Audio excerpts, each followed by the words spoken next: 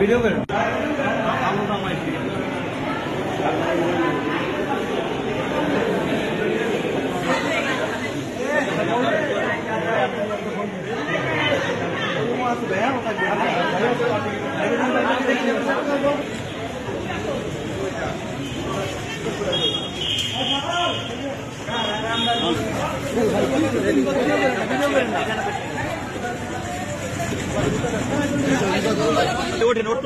মেহমানদের উঠতে দেন।